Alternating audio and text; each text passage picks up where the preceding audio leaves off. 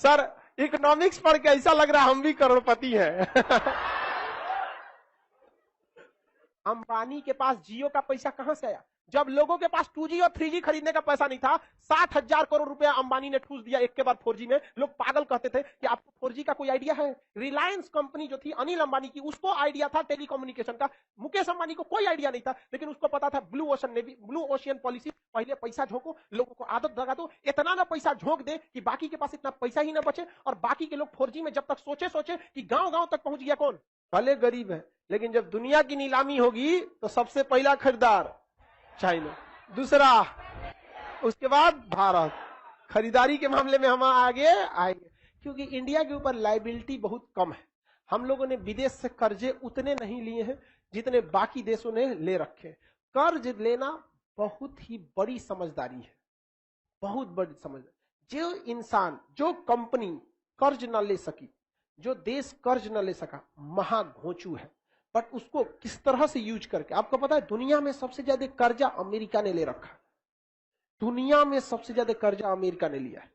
कर्ज लेना गलत बात नहीं है, कर्जा आपको चुकाना बड़ा सिंपल होता है। साल भर का ब्याज लेता है 10%, बहुत ज्यादा बता रहे हैं 10%। साल भर का ब्याज कितना लेगा? 10। और उस कर्ज को आप कुछ भी नहीं करेंगे, थोड़ा भी कहीं इन्वेस्टमेंट करेंगे तो उस पर कम से कम आपको 60% का ब्याज आ जाता है। मतलब इंटरेस्ट क्या हो जाता है? आ जाता है। फायदे आ जाते हैं कि नहीं आ जाएंगे? अब जैसे सिंपल सी एक बात बताते हैं, हमको एक नया सड़क बनाना है जिस पर जाम ना लगे, और पटना से दिल्ली अभी अमूमन 12 घंटे लग जाते हैं। एक बेहतरीन सड़क बनाए 20 लेन का, भयानक, एकदम एकदम जबरदस्त, और सीधे पहुंच जाएंगे यहां से दिल्ली 6 घंटा में, एकदम दंदना के 200 की स्पीड में चलिए, सड़क एकदम चौड़ा। पैसा है हमारे पास? नहीं। तो हम ये सोचते हैं कि इस पे अगर सड़क बना देते हैं तो जितने भी वीआईपी लोग हैं उनके पास टाइम नहीं रहता है। फ्लाइट से कोई जाना नहीं चाहता है, ससुरा इतना झमेला होता है, बेल्ट उतारो, जूता दिखाओ, मुंह खोलो, मुंह नहीं खुलवाता है, नहीं पूरा जांच करा देता है। कितना खराब लगेगा सोचा, बेल्ट वोल्ट खोलोगा और फिर उन्हें से उतर के सामान रखिए, फिर बेल्ट पहनिए, तो नहीं। सड़क बना, अब हमको पता है कि उस पर अमीर लोग क्या करेंगे, जाएंगे, और अमीर लोग से हम क्या ले सकते हैं? टैक्स ले सकते हैं। पैसे क्या कर सकते हैं? टैक्स ले सकते हैं, बहुत ज्यादा मात्रा में। कह देंगे इस पे जो गाड़ी लाएगा 1000 रुपया हमको क्या दो, टोल दो, कोई भी दे देगा। रीजन क्या है कि अच्छी सड़क पे गाड़ी का मेंटेनेंस कम आता है, फ्यूल बचता है, टाइम बचती है, गाड़ी पर स्क्रैच का खतरा कम रहता है। जाम वाले में से लेके जाएंगे ये भिगना पाड़ी से, जो गाड़ी एक बार एने से रगड़ाएगा, एगो एने से रगड़ाएगा, जो यहाँ पे एक बार गाड़ी सर्विसिंग में घुसी 30-40 हजार का खर्चा आ जाता है। तो कौन नहीं दे देगा ऐसा सड़क पे? तो हम देखते हैं कि एक सड़क पर अगर हम 1000 रुपया टोल लेते हैं और प्रतिदिन वहां से कम 20,000 गाड़ियां जाती हैं, तो आप सोचिए ना प्रतिदिन का इनकम कितना हो जाएगा? 1 2 3 4 5 6 7, 2 लिख के कितना जीरो बैठा देते हैं? कितना जीरो? 7। कई दाई सैकड़ा हजार 10,000 लाख 10 लाख करोड़, प्रतिदिन कितना? 2 करोड़। प्रतिदिन इनकम कितना हो रहा है? 2 करोड़। सोचो इस सड़क तो एक नंबर है, 20,000 गाड़ी तो एक नंबर जाएगी, दिल्ली जिसको जाना होगा इसी सड़क से जाएगा। हमको इस ससुरा कहां से आएगा? क्योंकि एक दिन का है, किसका है? पर डे का। साल भर में गुणा कर लीजिए ना, इतना से 365 से गुणा करो तो 365 का दूना हम 700 मानते हैं। ध्यान से समझो, 365 का दूना हम कितना मान लेते हैं? 700। तो यहां हम लिख देते हैं 700, हाई जीरो तो फ्री में उतरेगा 7 गो। हाँ हो गया। इकाई दहाई सैकड़ा हजार 10,000 लाख 10 लाख करोड़ 10 करोड़ अरब, 7 अरब साल भर। एक साल में कितना अरब? 7 अरब। तो ससुरा हम बैल है ना जो विश्व बैंक से कर्जा न ले। विश्व बैंक से हम कर्जा ले लेते, भैया हमारा 7 अरब लोन दे दे, एक साल बाद चुका देंगे, थोड़ा 8 अरब देंगे। कहा कि विश्व बैंक भी देगा, इतना जल्दी तो पैसा कोई डबले नहीं करता है। इस 7 अरब कर्जा ले रहा है, 10 अरब दे देगा, तो हम कितना लाएंगे? 7 अरब। अब विश्व बैंक को कहेंगे 10%, हम भले ऐसे बोल दिए, ब्याज कितना लगेगा? 10%। 10%, 7 अरब का 10% ससुरा 1 अरब नहीं होता, 70 करोड़ होगा। कितना होगा? 70 करोड़। मान के चलो 100 करोड़। हम विश्व बैंक से कितना लाएंगे? 7 अरब। लौटाएंगे कितना? 8 अरब। कितना अरब? 8 अरब। सड़क बनने में लगेगा 3 साल, सड़क बनने में 3 साल, तो हम उसको लौटाएंगे हर साल 1 अरब ब्याज जोड़ के। 7 अरब लाए थे, 3 साल में ब्याज हो जाएगा 3 अरब, देना पड़ेगा 10 अरब। 3 साल बाद सड़क बन के रेडी। पहला साल में 7 अरब, दूसरा साल में 7 अरब, 2 साल में फायदा। लेकिन अगर यही पैसा लाएं और बिहार के ठेकेदार को दे देंगे, वो बिहार का ठेकेदार बनाएगा 15 साल में 7 अरब का ब्याज हो जाएगा 20 अरब। ओके बाद ससुरा आधा सड़क टूट गया, आधा हाई टूट गया, हाई टूट गया, घोटाला लगा, ले जा चौपटिया। समझ आ रहा है? कर्जा लेना समझदारी है या नहीं है? बहुत बड़ा समझदारी है। समझ आ रहा है कि नहीं आ रहा है? अब बताओ, पैसा है रे भाई, कर्जा ना है देना, तो जो हम पूरा सड़क बना देते, हम बैठ के पढ़ाना छोड़ के टोल वसूलेंगे। ले क्या टोल ले आया। आप बताइए बिहार में कौन सी सड़क परियोजना है जो अपने पैसा से है? कोई नहीं। सब 15-15 साल लेट है। सरकारी कर्मचारियों को इकोनॉमिक्स पता ही नहीं है, बोली सुनेगा नीतीश कुमार, वो बेचारा क्या गलती?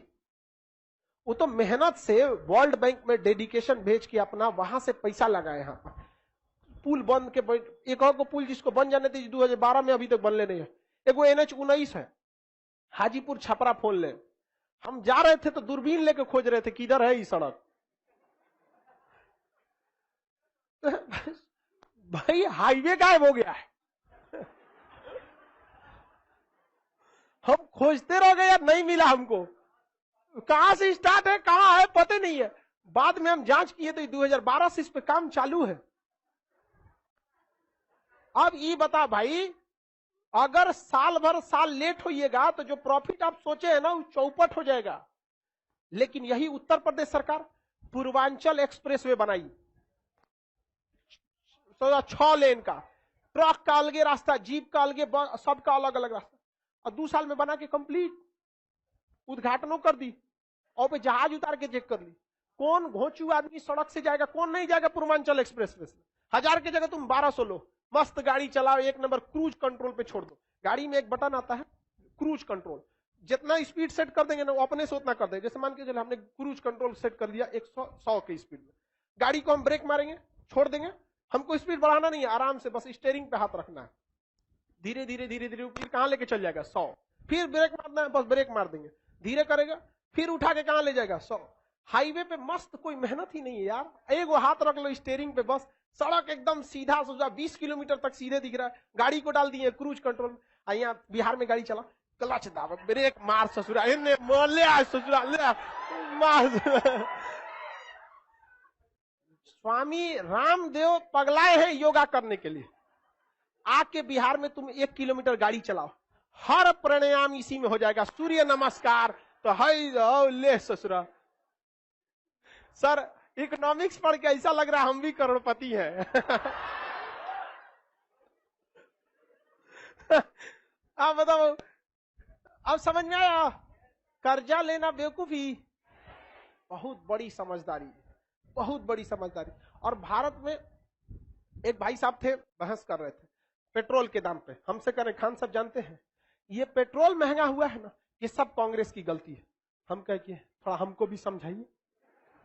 कहे देखिए कांग्रेस ने कर्जा लिया था, तो सारा कर्जा मोदी जी भर रहे हैं, इसीलिए पेट्रोल महंगा हुआ है। वो देश के बारे में सोचते हैं। हम कह एकदम सही बोल रहे हैं। लेकिन एक बात बताइए, ये प्रधानमंत्री बने 2014 में, देश की याद आई 2021 में। देश के बारे में सोचना था तो 14 से सोचते। अभी अचानक क्या याद आया इनको कोरोना के बाद कि पेट्रोल बढ़ा दो, देश को सोचना जरूरी है। कहे कि तो हमको भी नहीं पता है। वाह, नहीं पता है तो काय भाषण दे रहे हैं आप यहाँ पर। एक से एक लोग वकील बन के बैठे हैं सरकार का, तो जूता खाओगे सरकार से तुम लोग भी। यहाँ पे कभी वकालत मत कीजिएगा किसी का। आप जिसको जानते हैं बस उतना ही बोलिए। कर्जा लेना बेवकूफी नहीं है। इकोनॉमी, कौन सी कंपनी कर्जा नहीं ली है, कौन सा देश कर्जा नहीं लिया? अमेरिका इतना कर्जा लिया, बेवकूफ। अभी बताओ, हम जो सड़क बनाते अपने पैसा से, सोचा घर द्वार बेचना पड़ता, किडनी उडनी बांधे रखना पड़ता, पता चला लॉकडाउन हो गया तो किडनियों बेचा जाएगा यहाँ, नहीं समझे? अब वर्ल्ड बैंक का पैसा एक दिन लेट, 1 साल लेट हो जाएगा तो 100 करोड़ एक्स्ट्रा लगेगा, लाओ 1 अरब ले जाओ यहाँ पर। लेकिन हमारा प्लान तो सक्सेस हो जाएगा, नहीं समझे?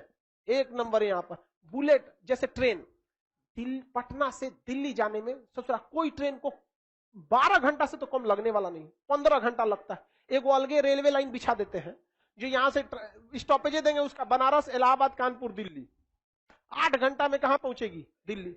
ये बताओ। आज पटना जंक्शन के बगल में कोई स्टेशन बनवाएंगे, कौन अलग से करोड़ों रुपए लगेंगे, हमारे पास है नहीं है। कहां से पैसा लेंगे? वर्ल्ड बैंक से।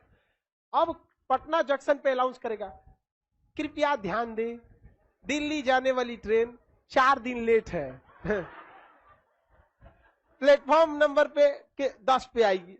कौन जाएगा? उसके बगल में अनाउंस करेगा, दिल्ली जाने वाली ट्रेन 2 मिनट पहले आ चुके, प्लेटफॉर्म नंबर 1 से रवाना होगी, 6 घंटे में दिल्ली पहुंचा देगी। कौन आदमी जाएगा इस पे? सब किस पे जाएगा? उस पे। हमारे पास पैसा है? नहीं है। कौन देगा पैसा? World bank. जमीन खरीदने के लिए वर्ल्ड बैंक, पटरी के लिए वर्ल्ड बैंक। अगर 5 साल में हम प्रोडक्ट बना देते हैं तो अगले 5 साल में वर्ल्ड बैंक का पैसा चुका देंगे। उसके बाद बैठ के गिनेंगे नोट। नहीं समझ आया? वर्ल्ड बैंक पैसा लेना गलत बात है। अंबानी के पास जियो का पैसा कहां से आया? जब लोगों के पास 2G और 3G खरीदने का पैसा नहीं था, 60,000 करोड़ रुपया अंबानी ने ठूस दिया एक के बाद 4G में। लोग पागल कहते थे कि आपको 4G का कोई आइडिया है? रिलायंस कंपनी जो थी अनिल अंबानी की, उसको आइडिया था टेलीकम्युनिकेशन का। मुकेश अंबानी को कोई आइडिया नहीं था, लेकिन उसको पता था ब्लू ओशियन पॉलिसी। पहले पैसा झोंको, लोगों को आदत लगा दो, इतना ना पैसा झोंक दे कि बाकी के पास इतना पैसा ही ना बचे, और बाकी के लोग 4G में जब तक सोचे कि गांव तक पहुंच गया कौन? जियो। और पहला बार ऐसा हुआ था कि लोग हमेशा ये होता, भैंस खरीद के लाते हैं फिर खूंटा ठोकते हैं। पहली बार था कि लोग खूंटा ठोक के भैंस खरीद रहे थे।